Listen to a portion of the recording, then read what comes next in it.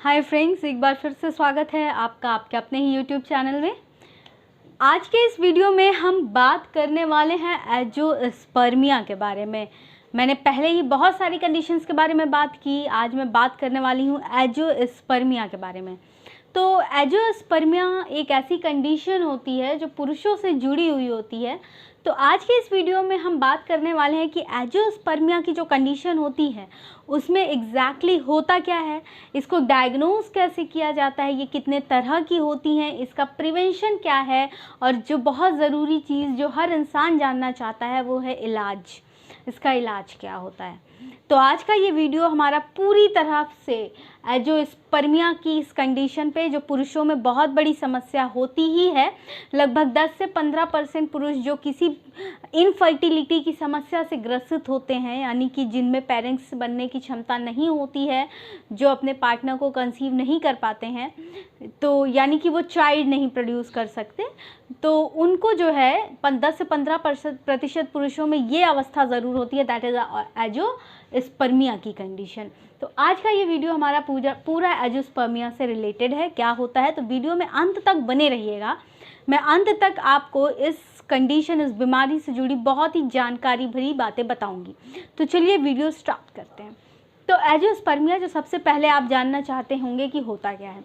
तो एंजियोस्पर्मिया होता है कि सेक्सुअल एक्टिविटी के दौरान मेंस जो इजैकुलेशन करते हैं, यानी कि जो भी वो स्पर्म निकालते हैं उसमें स्पर्म काउंट कम होता है, यानी कि उसमें सीमेन में स्पर्म नहीं होता है, यानी कि स्पर्म काउंट ज़ीरो होता है, तो उसको कहते हैं एंजियोस्पर्मिया की कंडीशन, यानी कि स्पर्म काउंट ज़ीरो, जो कि 10 से 15 million sperm count is the normal एक इजैकुलेशन में, मेंस के इजैकुलेशन में।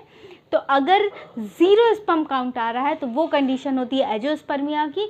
और ये पुरुषों में इनफर्टिलिटी कह लीजिए या बांझपन कह लीजिए, जो महिलाओं में हम अक्सर यूज़ करते हैं इस टर्म को, तो पुरुषों में ये सबसे बड़ी समस्या होती है एंजियोस्पर्मिया, जो इनफर्टिलिटी करती है। अब देखिए, अब ये क्या होता है ये बताने से पहले मैं आपको पुरुष प्रजनन तंत्र यानी कि मेल रिप्रोडक्टिव सिस्टम के बारे में थोड़ी सी जानकारी दूंगी। मैंने एक छोटा सा डायग्राम बनाने की कोशिश की है। तो सबसे पहला जो इम्पॉर्टेंट चीज़ होता है वो होता है टेस्टिस, जो मैंने ये देखिए यहाँ पे दिखाया है टेस्टिस। तो टेस्टिस क्या करते हैं, टेस्टिस जो हैं ये स्पर्म का प्रोडक्शन करते हैं थ्रू स्पर्मेटोजेनेसिस। टेस्टिस क्या करते हैं, स्पर्म का प्रोडक्शन करते हैं थ्रू स्पर्मेटोजेनेसिस। फिर उसके बाद आता है सेमाइनिफेरस ट्यूब्यूल्स, ठीक है।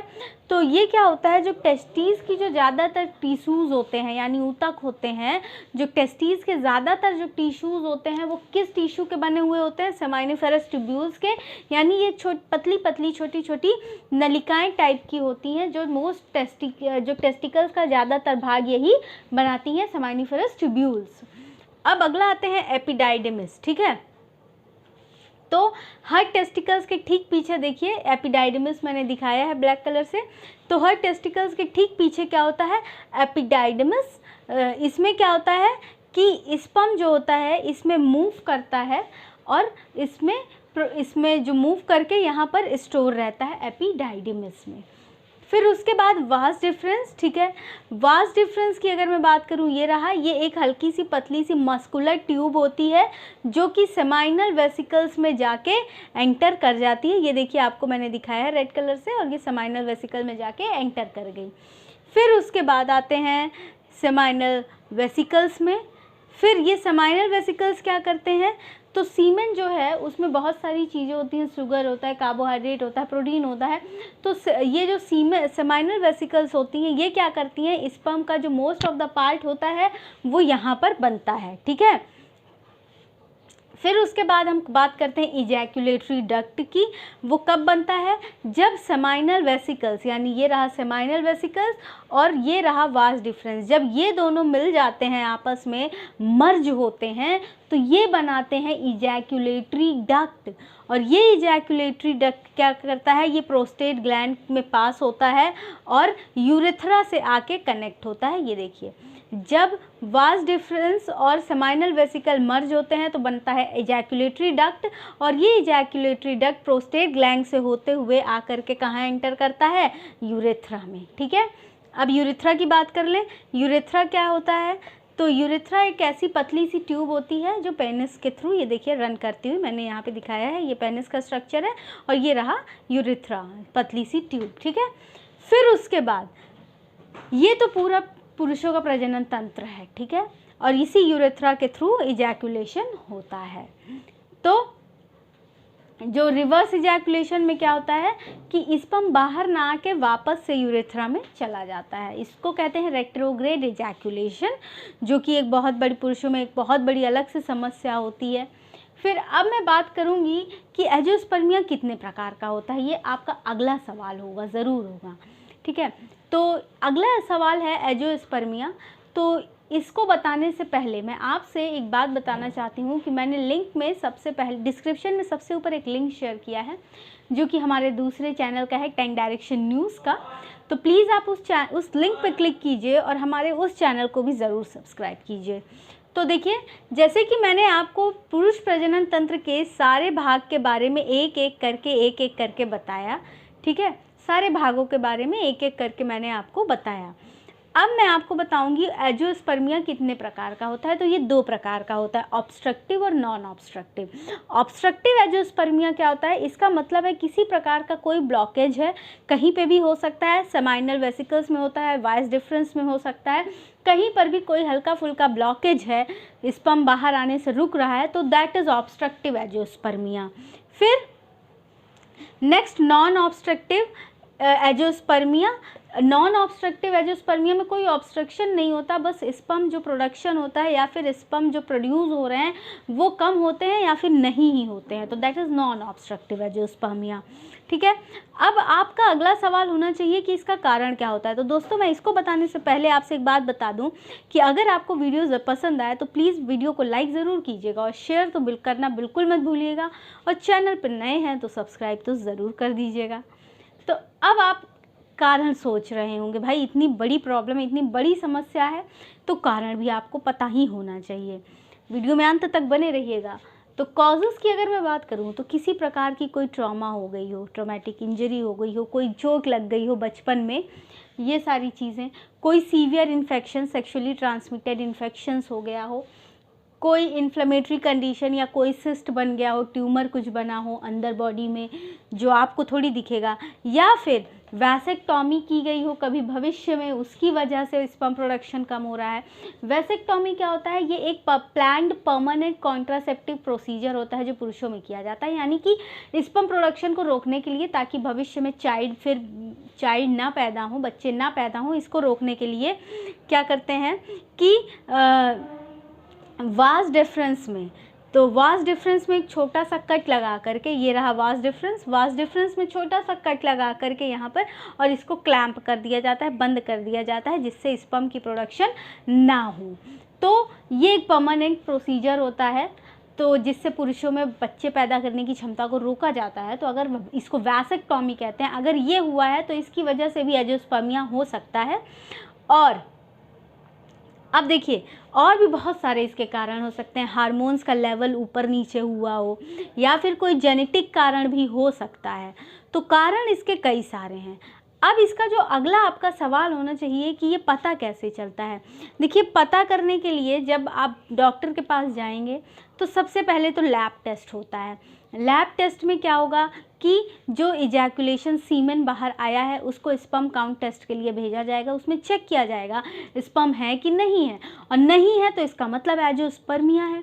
एंजियोस्पर्मिया है या फिर कोई सेक्सुअली ट्रांसमिटेड डिसीज़ है, वैसेक्टॉमी हुई है, तो डायग्नोसिस करने का ये सारा तरीका है। कोई जेनेटिक कॉज है, डॉक्टर ये भी पूछेंगे कि कभी बचपन में कोई चोट लगी है क्या जिसकी वजह से ये कंडीशन उत्पन्न हुई हो, या फिर ऐसा हो सकता है कि किसी को फैमिली में रही हो तो बच्चे को हुई है। तो डायग्नोसिस करने के ये सारे तरीके होते हैं। लैब टेस्ट जिसमें से सबसे इम्पॉर्टेंट है, उसको करना ही होता है। फिर अगला जो आपका क्वेश्चन आना चाहिए वो ये होना चाहिए कि ट्रीटमेंट, देखिए और कारण भी इसके हो सकते हैं, जैसे कि हो सकता है आप रेडिएशन के कांटेक्ट में ज़्यादा हो सकता है आपकी कीमोथेरेपी पेशेंट की कभी चली हो, कोई भी कारण हो सकते हैं इसके, ठीक है। तो अब इसका इलाज की मैं बात अगर करूं, तो देखिए इलाज की अगर मैं बात करूं तो अगर ऑब्स्ट्रक्टिव है, कहीं पे कोई ब्लॉकेज है और उसकी वजह से एंजियोस्पर्मिया हो रहा है, तो बहुत ही सिंपल सा एक कट लगा करके उस ब्लॉकेज को रोका जा सकता है। तो एक ये कर सकते हैं। और अगर हार्मोनल है, वजह हार्मोन्स हैं, तो हार्मोन्स, बहुत सारी हार्मोन्स ट्रीटमेंट आते हैं जिसमें फॉलिकुलर स्टिमुलेटिंग हार्मोन और ह्यूमन कोरियोनिक गोनाडोट्रोपिन हार्मोन, इसके ट्रीटमेंट्स दिए जा सकते हैं, जिसकी वजह से अगर हार्मोनल कॉज है तो वो भी ठीक हो सकता है। और अगर वेरिकोसील है तो वेरिकोसील भी एंजियोस्पर्मिया का एक कॉज हो सकता है। तो वेरिकोसील है तो मैंने बार बार आपको बताया है कि वेरिकोसील जो यंग एज के लोग होते हैं उनमें ट्रीट करना बहुत इजी होता है और जल्दी से उनको ठीक भी होता है। तो वेरिकोसील अगर वजह है तो वेरिकोसील जो वेन्स होती हैं उसको कट करके क्लैम्प करके उसको जो है उसको ट्रीट कर देते हैं, तो उसकी वजह से फिर स्पर्म प्रोडक्शन नॉर्मल हो जाता है। तो ये एक कॉज है, तो इसका ये इलाज है। फिर उसके बाद अगर कोई ट्रॉमा है, कोई सेक्सुअली ट्रांसमिटेड इन्फेक्शन वजह है, तो उस इन्फेक्शन को ट्रीट करेंगे तो धीरे से शायद एंजियोस्पर्मिया की कंडीशन इम्प्रूव हो सकती है। अब देखिए, ये मैंने आपको इलाज बताया जो कि कोई मेडिसिन नहीं है, इसमें सर्जिकल ऑप्शंस ही इम्प्रूव्ड हैं जो मैंने बताए हैं आपको, लेकिन कुछ प्रिवेंशन भी है। अगर उसको लिया जाए तो इस कंडीशन को थोड़ा सा अवॉइड किया जा सकता है। तो वो क्या है, उससे पहले फिर एक बार याद दिला दूं, प्लीज़ डिस्क्रिप्शन में लिंक है सबसे ऊपर, विजिट कीजिए। हमारा दूसरा चैनल भाई, उसे भी सब्सक्राइब कर दीजिए प्लीज़। तो प्रिवेंशन की अगर मैं बात करूं तो आपको क्या करना है कि ज़्यादा देर तक एक पोजीशन में पुरुषों को बैठना नहीं है, थोड़ा चलते फिरते रहना है। दूसरी चीज़ कि ये कोशिश करना है कि जो टेस्टिकल्स हैं वो ज़्यादा देर तक हॉट इन्वायरमेंट में ना बने रहें, मतलब इन्वायरमेंट चेंज होना चाहिए, ठंडी जगह पे रहना चाहिए। फिर बहुत ही कोशिश करनी चाहिए कि जहाँ ज़्यादा गर्मी हो या गर्म जगह हो वहाँ पर ना बैठें, वहाँ से हट के बैठें या फिर थोड़ा वॉक करते रहें। नहीं तो टेस्टिकल्स को गर्मी जब गर्म होते हैं तो वो और ज़्यादा पेनफुल कंडीशन में पहुँचते हैं और ये एंजियोस्पर्मिया वाली कंडीशन आ सकती है। टाइट क्लोथ्स नहीं पहनना है, ठीक है। अब जो अगला जो प्रिवेंशन है वो ये है कि बहुत अवॉइड करना है कि रेडिएशन, किसी प्रकार की रेडिएशन के संपर्क में आप ना आएँ। ये इसके कुछ प्रिवेंटिव मेजर्स हैं। टाइट क्लोथ्स नहीं पहनना है और हैवी वेट लिफ्टिंग नहीं करनी है, ज़्यादा देर तक खड़े नहीं रहना है। ये सारी कंडीशंस आपको अवॉइड करनी है क्योंकि यही कंडीशन अल्टीमेटली एंजियोस्पर्मिया कॉज कर रही हैं, ठीक है फ्रेंड्स। तो वीडियो में अंत तक बने रहने के लिए बहुत बहुत शुक्रिया आपका। उम्मीद करती हूँ वीडियो पसंद आया होगा, जैसा मैं समझाना चाह रही थी वैसा आप बातें समझ पाए हैं। प्लीज़ वीडियो शेयर कर दीजिए, लाइक कर दीजिए और हमारे चैनल को सब्सक्राइब ज़रूर कीजिए। और लिंक जो मैंने डिस्क्रिप्शन में दिया है सबसे ऊपर 10 डायरेक्शंस न्यूज़ का, उसे भी विज़िट करके सब्सक्राइब कर दीजिए। Thank you very much.